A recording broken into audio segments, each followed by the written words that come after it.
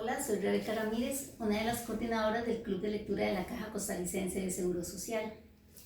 En septiembre leímos el libro de Virginia Woolf, Un cuarto propio. Durante la lectura encontramos muchas referencias que ella hace a teoría de la novela o se refiere también a ese escritor andrógino. Con eso en mente decidimos hablar con una experta en teoría literaria, la doctora Ruth Cubillo, quien es directora de la maestría en literatura de la Universidad de Costa Rica. Entonces, ¿qué es teoría de la novela? Bueno, muchas gracias. Primero, les felicito por esta iniciativa que están desarrollando. Realmente es muy importante llevar la lectura a la gente que lee y que le gusta leer. Yo pienso que lo más importante de señalar, así como para empezar, es que los textos literarios que existen mucho antes de que existiera la literatura son los que generan una reflexión en nosotros que nos llamamos críticos literarios o teóricos, o una reflexión paralela en relación con la actividad literaria como tal. De la actividad literaria o la literatura es un producto cultural como muchos otros, como el teatro, como el cine, como la danza, producciones significantes o productos culturales que consumimos de diferente manera.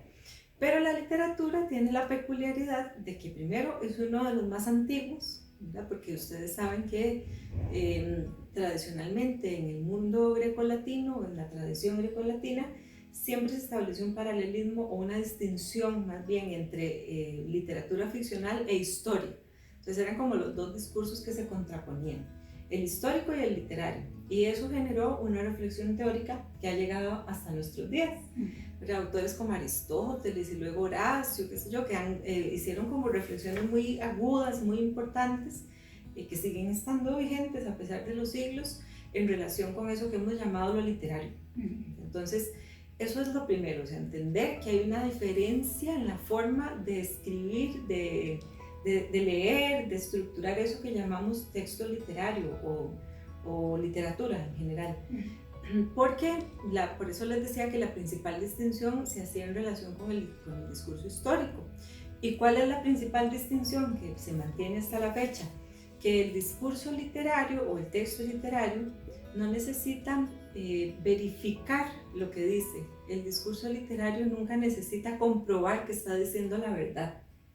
Simplemente tiene que ser verosímil, o sea, tiene que ser creíble. Yo como lector tengo que creerme aquello, claro, dentro de la lógica del mismo texto, ¿verdad? Si yo estoy leyendo una novela, yo como lector necesito que la novela tenga una lógica interna y que esa lógica se mantenga.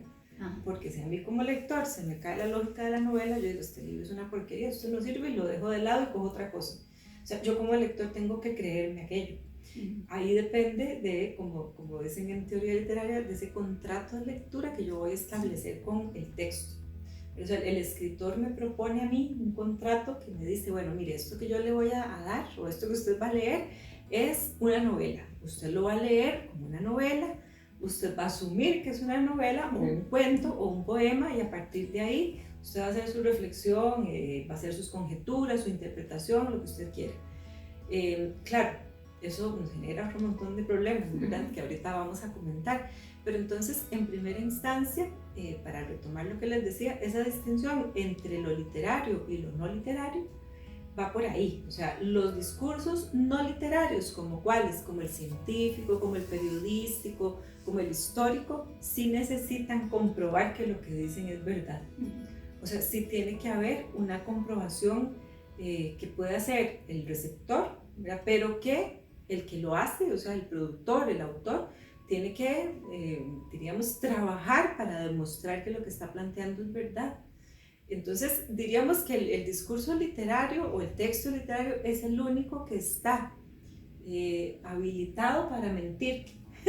Mentir en esos términos, o sea, mentir ¿en qué sentido? En el sentido de que no necesita decir la verdad y no pasa nada. Nadie va a censurar a un novelista porque no diga la verdad, entre comillas, ¿verdad? En el club hemos leído varias novelas históricas, a Tatiana Lobo, Ana Cristina Rossi y Mirta González. Yo me acordé de doña Mirta por el libro Crimen con Sonrisa, que utiliza citas al pie de página como si fuera un texto teórico. Entonces incluso hasta trata de de darle ese carácter verídico a lo que está escribiendo. Uh-huh. Son estrategias que emplean los autores para que uno como lector les crea más, ¿verdad? Pero siempre dentro de esta, diríamos, tónica de ser verosímil, no verdadero, porque esa distinción es muy, muy importante para la literatura. O sea, no aspira a la verdad entendida como la entiende, por ejemplo, un científico duro, ¿verdad? Como la entiende, no sé, un físico, un biólogo, matemático, o sea, es otro tipo de verdad la que se cuenta ahí. Y además, al final, bueno, toda la literatura tiene, toda la literatura tiene una referencia que es la realidad. Incluso la ciencia ficción tiene como referencia la realidad.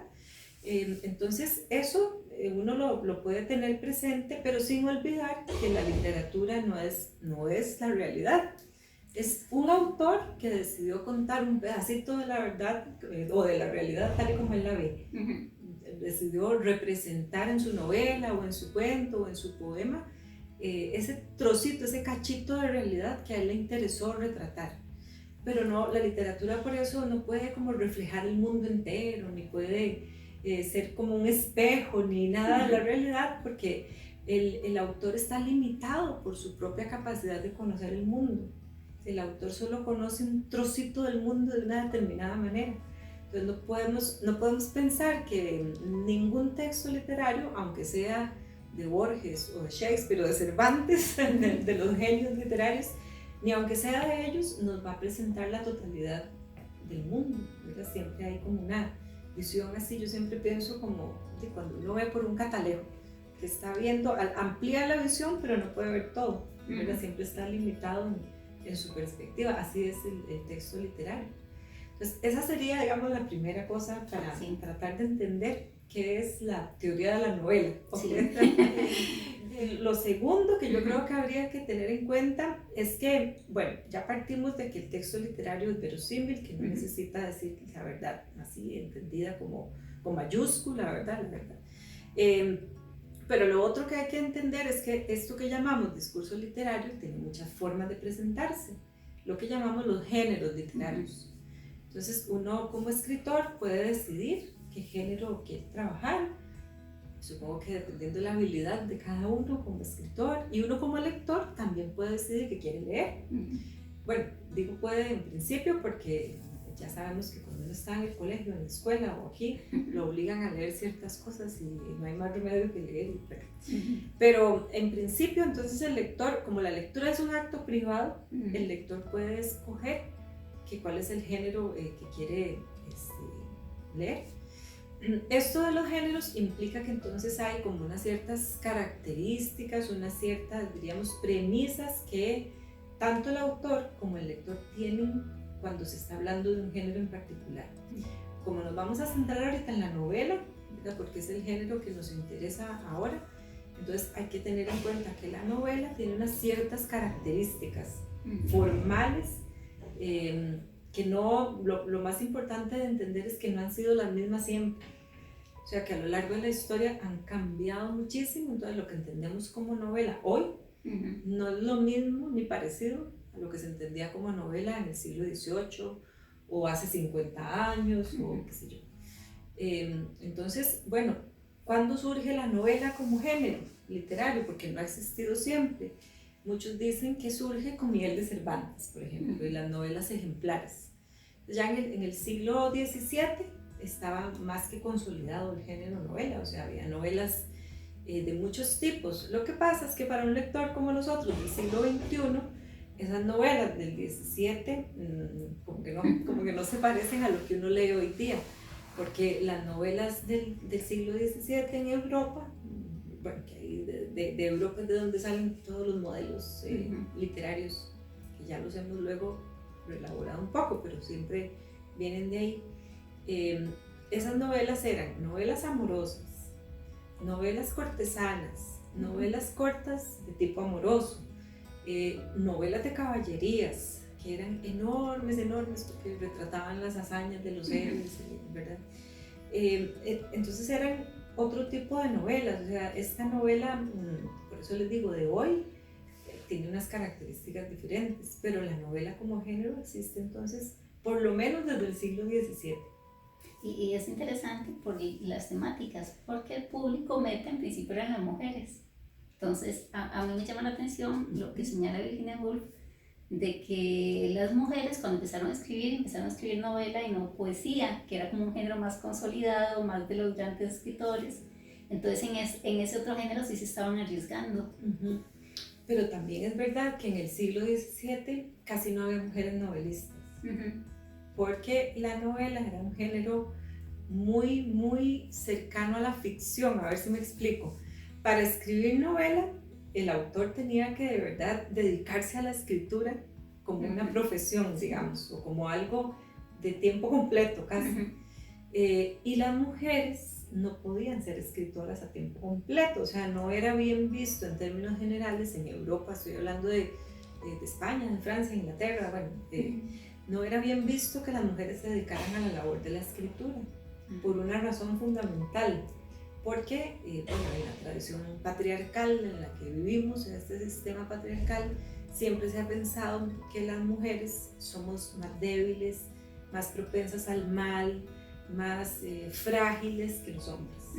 Y entonces la ficción era vista como algo peligroso para la mujer, no solo que la leyera, sino que, bueno, que la escribiera mucho más, o sea, entonces siempre se alertaba sobre los peligros de la ficción para la mujer, y se decía que el peligro, bueno, lo dijo Platón, de hecho, ¿verdad? O sea, que el peligro mayor es que la ficción puede ser o es mentirosa, y que la mujer, como es tan tontica, no tiene la capacidad de discernir lo verdadero de lo falso. Y que entonces la ficción era peligrosa para las mujeres, para los hombres débiles, para los niños y para los tontos. O sea, estábamos incluidas en ese grupo, ¿verdad? Las mujeres todas. Entonces, claro, era peligroso leer ficción según estas doctrinas, según Platón y todos los que le siguieron. ¿Por qué Platón? Porque Platón es el que dice, voy a hacer una república ideal. En mi república ideal no va a haber poetas, porque los poetas mienten, los poetas engañan, los poetas presentan cosas que no existen, fantasías, etc. Entonces, en mi república ideal no va a haber poetas. Entonces, toda esa tradición que siguió de ahí, de Platón, plantea eso, o sea, que la ficción es peligrosa. Pero los hombres sí podían acercarse a la ficción porque ellos sí tenían las herramientas para defenderse, la capacidad, exacto. Entonces, hay una diferencia ahí, por eso es que había pocas novelistas al principio, porque el género novelesco, el género narrativo en general, era muy, diríamos, cercano a la elaboración ficcional. En cambio, la poesía podría ser algo más íntimo, algo más del ser, ¿verdad? Del ser femenino. Y por muchos siglos se asoció la poesía con la mujer, o al revés, la mujer que quería escribir, mejor era que se dedicara a la poesía y no a la novela. El ensayo, ni para qué, porque el ensayo es un género de ideas, como se ha planteado siempre, y las mujeres no destacaban según esa tradición patriarcal por sus ideas, entonces ensayo no. Entonces la poesía era como lo que más se prestaba en ese sentido para que la mujer expresara sus sentimientos sin tener que inmiscuirse tanto en el tema de la ficción con todas esas implicaciones y peligros. De hecho, en el siglo XVII de España solo había 3 mujeres novelistas. En el 17. Sí, y cantidad de hombres novelistas que hacían colecciones, publicaban por lo general de 10 en 10 novelitas, novelas cortas, entonces la gente las consumía como pan caliente, digo, que eran muy vendidas, y todas eran novelas amorosas. La misma, diríamos, argumentación que las novelas mexicanas, venezolanas y brasileñas de hoy día. Siempre era la misma estructura, o sea, siempre había una pareja que se encontraba y se enamoraba, pero le aparecían 70,000 obstáculos y enemigos, y al final de cuentas lograban superar esos obstáculos y ser felices y comer perdices, como dicen, ¿verdad? Entonces, esa era la estructura de toda, lo único que cambiaba eran los personajes, el espacio, ¿verdad? Pero entonces era un argumento muy repetitivo y a la gente le encantaba eso.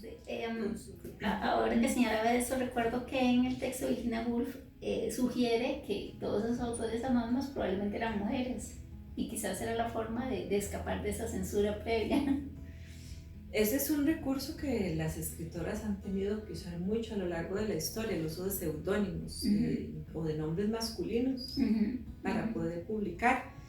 Justamente por eso que comentábamos hace un rato, ¿verdad? De que a la mujer se le prohibía el acceso a esa forma de escritura. Y entonces ese era un recurso, pero claro, aquí surge otra cuestión interesante, ya hablamos de los géneros literarios y ahora hay que hablar del género del que escribe, ¿verdad? Porque hay toda una discusión sobre esta idea de si el hecho de ser hombre o ser mujer, pero biológicamente hablando, ¿verdad? Implica que yo escriba de una manera determinada o de otra. Entonces, hay cantidad de discusiones, de trabajos teóricos y críticos sobre este tema, o sea, si existe una diferencia real y comprobable entre la escritura femenina y la escritura masculina. Bueno, hay de todos los tipos posibles de respuesta, pero yo particularmente pienso que no es que haya una forma diferente de escribir, o sea, no es que por el hecho de tener yo órganos sexuales femeninos voy a escribir de una manera X o Y. Lo que pasa es que sí hay una vivencia social muy distinta por el hecho de ser hombre o ser mujer. Eso sí. ¿Verdad? O sea, a mí no me crió igual mi mamá que a mi hermano. Aunque yo pueda conscientemente querer hacer un ejercicio de escritura masculina, ¿verdad? Porque yo puedo decir como mujer, okay, voy a escribir una novela pensando en que yo soy un hombre. Voy a hacer ese ejercicio de escritura. Y de hecho lo puede uno lograr. No sé si han leído Memorias de Adriano de Margarit Yourcenar. Esa es una novela maravillosa que para mí se trae abajo todas las teorías que dicen que para escribir como mujer hay que ser mujer. Porque, o al revés, porque en esa novela Yourcenar hace una, diríamos, biografía del emperador Adriano y la novela está escrita en primera persona, es una novela histórica. Desde el principio de la novela, ella no, el personaje de Adriano cuenta su vida, nos cuenta su vida, y uno como lector está convencido de que es Adriano el que le está hablando. O sea, es muy creíble, es muy verosímil y parece de verdad un hombre desde el principio. Para el caso de Costa Rica, yo pensaría en Negra Noche en Blanco de Abril Borrienco, por ejemplo, también. Que también la forma en que ella construyó ese personaje masculino es como si lo hubiera hecho un hombre viviendo esa experiencia. Exacto. Entonces es eso, o sea, al final uno piensa que uno como escritor no puede dejar de lado sus vivencias o la forma en que ha sido educado, la forma en que ha sido criado, la forma en que lo han enseñado a ver el mundo, pero tampoco eso podría llevarnos a decir que automáticamente por el hecho de tener pene o vagina yo voy a escribir de una manera determinada o de otra. O sea, yo creo que es un conjunto de cosas, es muy complejo, no se puede como poner en blanco y negro porque hay que tomar en cuenta una serie de factores. Y entender que al final de cuentas la escritura es un ejercicio, un trabajo, o sea, no es como la musa que llegó y me poseyó y yo saqué ahí un producto, ¿verdad?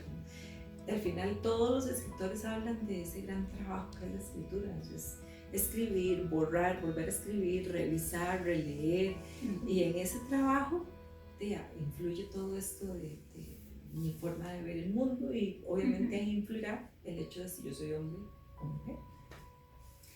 Ahí me viene a la memoria el escritor andrógino del que habla Virginia Woolf, porque en la medida en que hay un buen libro de frente, no nos damos cuenta si es un hombre o una mujer quien lo ha escrito. No, en realidad a uno como lector eso se le puede olvidar en un momento cuando uno está muy inmiscuido en la lectura y en la trama, en lo que le está contando el texto, la novela, uno no piensa demasiado en eso. Lo que pasa es que yo sí creo que es parte de toda esta lógica patriarcal, ¿verdad? Está remarcando la cuestión de la autoría, porque al final de cuentas, ustedes ya lo habrán pensado, no existe algo que se llame literatura masculina. Exacto.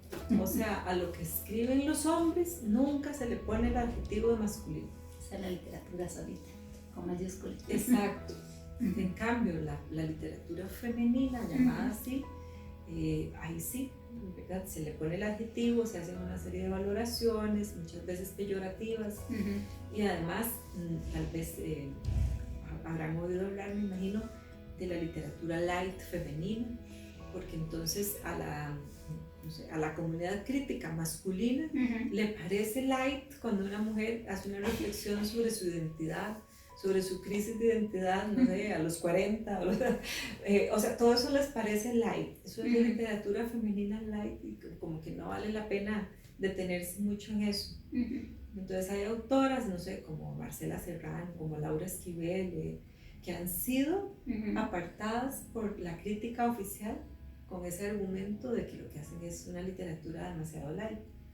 Pero uno, si se pone a ver, o sea, hay muchos textos escritos por hombres que hacen lo mismo. Una reflexión sobre la crisis de identidad de fulanito tal en tal momento de la vida.